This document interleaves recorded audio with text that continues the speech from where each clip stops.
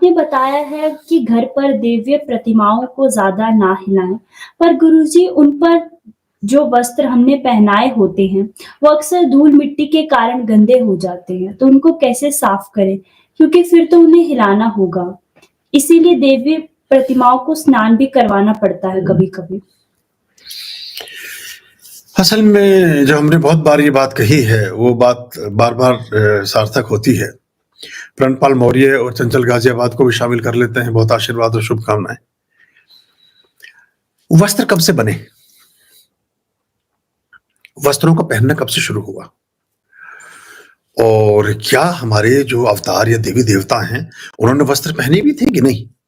मतलब एक अलग एक गहरा विषय है। उसी के प्रतीक रूप में तो 2500 साल पहले भगवान महावीर छोड़ कर के खड़े हो गए। वस्त्र कहते हैं आकाश ही मेरा वस्त्र है। दिगंबर उनका एक पूरे पंथ का नाम है दिगंबर। अंबर ही इनका वस्त्र हो जाए। तो अब ये जो छोटी-छोटी चीजें हैं, इनसे हम प्रतीकात्मक ढंग से ईश्वर के साथ जोड़-घटाव करते हैं। तो क्या परमात्मा का साइज वही है 3 इंच का जितना सा आपने कपड़े की कतर सिलवाई है? मतलब फिर तो ये भी तय हो जाना चाहिए कि क्या ईश्वर को उस 2.5 इंच या 5 इंच या 8 इंच वस्त्र में लपेटा जा सकता है क्या? वो ईश्वर कि जो चीर बढ़ाने पे आ जाए अपने भक्त की तो हजारों मीटर लंबी साड़ी कर दे। क्या उसको हम 2-3 इंच के कपड़े में लपेट करके सोच रहे हैं कि हमने वस्त्र पहना दिए हैं, उनको नहला करके सोच रहे हैं कि हमने नहला दिया है। ये स्नान है आपकी पवित्रता का, द्योतक आप पवित्र होने चाहिए। ये वस्त्र पहनने हैं आपने, आपके गले में यज्ञोपवीत होना चाहिए, आपके हृदय में यज्ञोपवीत होना चाहिए, आपके हाथ में मौली और कलावा होना चाहिए। वो वस्त्र को रिप्रेजेंट करता है। ठीक है, बाकी चीजें आप करते हैं, लेकिन बहुत बार-बार श्री विग्रह जो प्रतिष्ठित हैं, प्राण प्रतिष्ठित हैं, उनको बहुत ज्यादा मूवमेंट करने से अच्छे परिणाम नहीं मिलते हैं। अगर आप कभी पुरी जाएं, जहाँ हरि और हर का एक ही पूरे देश में एक ही स्थान है जहाँ एक हरि और हर एक साथ पूजे जाते हैं, भगवान विष्णु और शिव का स्थान है।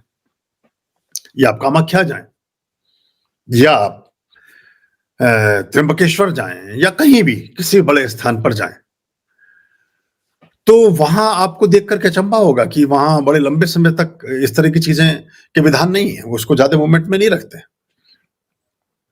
कैलाश को कौन नहला रहा है? किसने वस्त्र पहना दिया है? ये हवाएं ही चीर है परमात्मा का। ये आपके मन में उठी हुई तरंगे ही परमात्मा का वस्त्र है। और ये वस्त्र तो अब एक और गहरी बात ये है कि अभी अगर इसके और गहराई में हम जाएं तो वस्त्र हमारी असभ्यता के सूचक है। काश हम इतने निर्लिप्त और इतने अबोध और इतने बच्चों जैसे भाव वाले हो सकते होते कि हमारे मन की जो वासनाएं और हमारे मन की जो कामनाएं हैं वो कहीं तिरोहित हो गई होती, तो इन वस्त्रों की आवश्यकता नहीं थी। हजारों वस्त्र, हजारों वर्षों तक इनकी आवश्यकता नहीं पड़ी। और आपको जान के और अचंभा होगा कि साउथ अफ्रीका के ऐसे बहुत सारे कबीले हैं जहां आज भी कोई वस्त्र नहीं पहनता है। और पिछले 50 वर्षों में, 70 वर्षों में एक भी रेप की, छेड़छाड़ की, किसी गुंडागर्दी की, किसी बदतमीजी की एक भी सूचनामा अंकित नहीं है। आज भी आदिवासियों में बहुत सौम्यता है, बड़ी शांति है। मैं एक बार गया, डरबन के पास एक गांव, और वहां फुल मून में वो पूरे उनके जो आदिवासी कबीले के लोगों ने नृत्य किया, बड़े खुश और सब कुछ। तो वो वहां कोई ऐसी बात ही नहीं, उनके सोच से परे की बात है ये। तो जितना हम तथाकथित सभ्य और सुसंस्कृत होते जाते हैं, उतने बाह्य आवरण ओढ़ते हैं। अभी तो एक जर्मनी में एक प्रस्ताव पास हुआ था कुछ वर्ष पहले, 20 साल पहले। उन्होंने कहा पशुओं को कपड़े पहनाए जाएं, इनको देख करके हमारी काम वासना जागृत होती। अजीब अजीब बेवकूफियां हैं, कोई इलाज थोड़ी है इस चीज का। बाकायदा उसका लोगों ने रैलियां निकाली कि ये पशु नंगे घूमते हैं सड़कों पर, इनको वस्त्र पहनाइए। अब तुम्हारी दिमाग में खराबी है, इसका इलाज कराओ। ऊपरी माला तुम्हारा खाली है तो इसका तो कोई किया नहीं जा सकता ना कुछ। बहरहाल बात ये थी, आपने कहा शरीर विग्रह की बात से पूछना शुरू किया था। बार बार वस्त्रों को अदल, इसलिए अब हम प्रतीकात्मक विग्रह की तरफ ज्यादा काम कर रहे हैं, जो वास्तविक विग्रह है, जो स्वरूप है, जैसे शालिग्राम है, या जो भी बहुत सारे हैं, ऐसे 20-30 विग्रह हैं।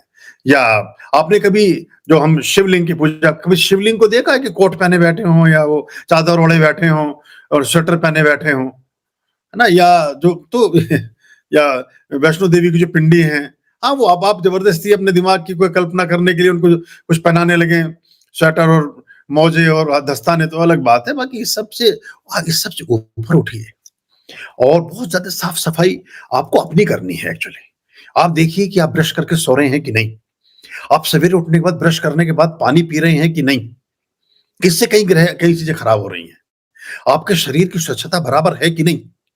अगर आप किसी भी तरह से किसी हमारी शारीरिक निश्चित क्रियाओं को बाथरूम से करके बाहर निकले हैं, तो इतनी ध्यान से आपने किया है कि नहीं किसी प्रकार की कोई अशुद्धि तो नहीं हो गई होगी, तो वस्त्रों को बदलिए। इसके आपको बदलने की जरूरत है, उनके वस्त्र मत बदलिए, वो तो पूजा घर में बैठे हैं। वो तो कपूर की खुशबू और रूहों के बीच और प्रकाश के और दियों के बीच ही विराजित हैं। तो ये जो परमात्मा के साथ भाव पूरा रखिए, संकीर्णताओं से बचिए, विशद और वृद्ध स्तर पर ईश्वर के साथ अपना संबंध स्थापित कीजिए। तो जो मनुष्य को 10 लाख वर्ष हो गए दुनिया में आए हुए, और वस्त्र का आविष्कार तो महाभारत में भी नहीं था। महाभारत में एक भी व्यक्ति वस्त्र नहीं पहनता था, मतलब सीरियल्स में लोगों ने दिखाया, लेकिन सब बिना सिले वस्त्र हैं। भगवान श्री कृष्ण ने सब बिना सिले वस्त्र पहने हैं अपने, अगर उनके जो वास्तु, अब उन्हें आप दूसरी तरीके से कुछ बनाने लगे, करने लगे, उनको कोट पैंट भी बना रखा है। मैं कनाडा में मैंने एक वो देखा, कोट पैंट पहने खड़े, मैंने कहा ये कौन, लगते तो उनके परिवार के ही है, भगवान श्री कृष्ण जी के। बोले कृष्ण जी ही हैं। तो मैंने कहा ये कोट टाई, बोले ठंड लगेगी इनको, तो इसलिए हम टाई भी लगा दी पेंटिंग में, वो भी कर दिया, पेन भी लगा रखा जेब में, कुछ लिखने पढ़ने लगे, जरा हमें वहां कहीं प्रस्ताव पास करना पड़ जाए। कुछ आदमी की कोई लिमिट नहीं है कुछ। और जो साउथ अफ्रीका में राम जी, वो घुंघराले बाल उनके, निग्रो टाइप, काली काली मोटे मोटे होठ, काली काली गोल गोल आंखें, पतले दुबले लंबे, हाथ में धनुष बाण। तो मैंने कहा ये कुछ समझ नहीं आया, आपके यहाँ के कोई लीडर? बोले नहीं नहीं नहीं, this is our Lord Rama. अच्छा, मैंने कहा ये ऐसे कुपोषित? बोले हमारे तो परिवार ही ऐसे हैं कि भाई पसलियां भी दिख रही हैं उनकी। तो जैसा मनुष्य है वैसी रचना करता है। तिब्बतन लोगों के भगवान देखे, उनकी आंखें सबकी छोटी, नाक पिचकी, क्योंकि उसी में तो उन्हें अपना स्वरूप दिखाई देगा। जापानीज वालों के छोटे छोटे, और या बहुत मोटे मोटे सुमो टाइप के, उनके देवी देवता सब सुमो, लंगोटा बांधे में 400 कुंटल का सुमो। ये कौन? ये भीम। मैंने कहा भीम अगर देख ले तो वो पहले तो डाइटिंग पे चला जाए कुछ दिन तक, कि यार ये इन्होंने मेरा क्या कर दिया। उनके पात्र भी ऐसे ही मिलेंगे आपको। वहां हनुमान जी मिले बाली में, दांत खराब उनके सारे। तो मैंने कहा ये कहां से? उनको बोले नहीं ये ब्रश तो करते नहीं थे। उन आपको कैसे पता ब्रश करते, मंजन करते थे? दांत तो उनके खराब ही रहे होंगे। प्ली एक से एक अद्भुत है, उसमें कुछ गुंजाइश नहीं कर सकता। बोले मैंने बंदरों के लंगूरों के दांत देखे हैं, थोड़े ऐसे ही होते हैं काले पीले। वो करेक्टर जो रोल प्ले करता था उसने जबरदस्ती कर डाले अपने दांत। क्या लंगू, क्या भगवान जी, और कहाँ का क्या का लेना देना है। इस सब को समझिए, बहुत लंबे वर्षों से, हजारों साल से आप ईश्वरीय प्रतिनिधि के रूप में धरती पर आ रहे हैं। और वो दुनिया बड़ी सुंदर और अच्छी रही होगी जब कोई वयस्क व्यक्ति भी, जो भगवान महावीर ने प्रेरणा दी, यही तो कि दिमाग से सारी वासनाएं, सारे विचार, सारी वृत्तियां तिरोहित हो गई, तो एक छोटी सी चादर लपेट कर घर से निकल गए।